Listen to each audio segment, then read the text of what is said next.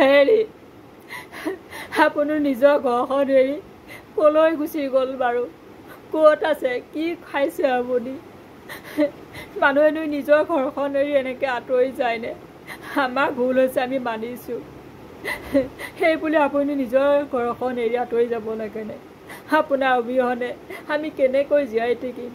আপোনাৰ অবিহনে ঘৰখন একেবাৰে শূন্য হৈ পৰিছে। আপোনাৰ চিন্তা মা বিচনাত পৰিছে। আপোনাক মই ক্ষমা বিচাৰিছোঁ। মোৰ ভুল হৈছে, মই ক্ষমা বিচাৰিছোঁ। আপুনি ঘৰৰ মানুহ ঘৰলৈ উভতি আহক। মই কথা দিছোঁ আপোনাক, আৰু ভৱিষ্যতে কোনো দিনে আমি এনেদৰে কাজিয়া পেচাল কৰি ঘৰখনৰ শান্তি সৃষ্টি নকৰোঁ। আপুনি ঘৰৰ মানুহ ঘৰলৈ উভতি আহক। প্ৰতিগৰাকী বোৱাৰীয়ে বিয়া হৈ স্বামীৰ ঘৰখনক নিজৰ বুলি আপোন কৰি ল'বলৈ কিছু সময় হয়তো প্ৰয়োজন হ'ব। স্বামীৰ ঘৰখনৰ লগত খাপ খাবলৈ কিছু দিন লাগিব পাৰে। বোৱাৰীজনী হয়তো কিছু ভুল হ'ব পাৰে, মোৰো ভুল হৈছে, মই মানি লৈছোঁ। কিন্তু মোৰ ভুলবোৰ জানো মৰমে সৈতে মায়ে আঁকোৱালি ল'ব নোৱাৰে। তাকে নকৰি মোৰ ভুলবোৰক দাই উলিয়াই দুখ উলিয়াই মোক অকথ্য অত্যাচাৰ কৰে, মোক নানা ধৰণৰ গালি পাৰে, আনকি মোৰ মা দেউতাক লৈও কথা কয়, যাৰ বাবে মই মাৰ লগত সমানে উত্তৰ দিবলগীয়া হ'ল, তৰ্ক কৰিবলগীয়া হ'ল, কাজিয়া কৰিবলগীয়া হ'ল, যাৰ বাবে ঘৰখনেই অশান্তি হৈ পৰিল। আৰু সেই অশান্তি সহ্য কৰি আজি আপুনি নিজৰ ঘৰখনৰ পৰাই আঁতৰি গুচি গ'ল। মোৰ ভুল বুলি মই মানি লৈছোঁ। প্লিজ আপুনি উভতি আহক। আপোনাৰ অবিহনে আমি জীয়াই থাকিব নোৱাৰোঁ। আপুনি উভতি আহক। নমস্কাৰ। প্ৰতিগৰাকী বোৱাৰীয়ে বিয়া হৈ অহাৰ পিছত নিজৰ স্বামীৰ ঘৰখনৰ লগত এডজাষ্ট হ'বলৈ কিছু দিন লাগিব পাৰে। বোৱাৰীগৰাকী হয়তো কিছু ভুল হ'ব পাৰে। বোৱাৰীগৰাকীয়ে সেই ঘৰখনৰ ৰীতি নীতিৰ লগত খাপ খাব নোৱাৰিব পাৰে। কিন্তু সেই বোৱাৰীগৰাকীক আমি নিজৰ ঘৰখনৰ সদস্য বুলি আঁকোৱালি লোৱাটো আমাৰ ঘৰখনৰ কৰ্তব্য, স্বামীৰ ঘৰখনৰ কৰ্তব্য।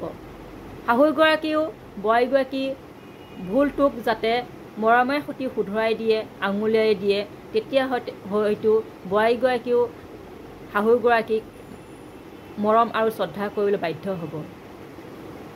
যিখন ঘৰত শাহু বোৱাৰীৰ মাজত মনোমালিন্য থাকে, সেইখন ঘৰত কেতিয়াও শান্তি হৈ নাথাকে।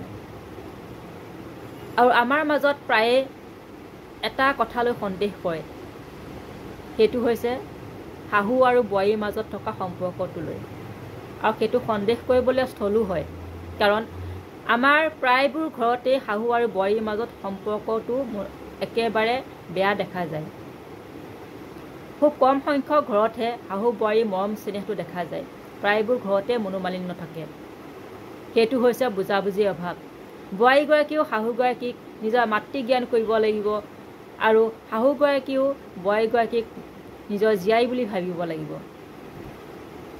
বোৱাৰীগৰাকী যেনেকৈ আন এখন ঘৰৰ জীয়াৰী আৰু এইখন ঘৰ হৈছে বোৱাৰী, শাহুগৰাকীও এদিন কাৰোবাৰ ঘৰৰ জীয়াৰী আছিলে আৰু এতিয়া সেই ঘৰখনৰ বোৱাৰী হৈ আজি শাহু জীৱন যাপন কৰিবলগীয়া হৈছে। আৰু বোৱাৰীগৰাকীও এদিন নিশ্চয় শাহু হ'ব। গতিকে আমি যিহেতুকে নাৰী, আমি নাৰীয়ে নাৰীৰ প্ৰতি যদি আমি মৰম চেনেহ নাথাকোঁ, নাৰীয়ে নাৰীক যদি বুজি নাপাওঁ, তেন্তে কোনে বুজিব, নহয়নে বাৰু?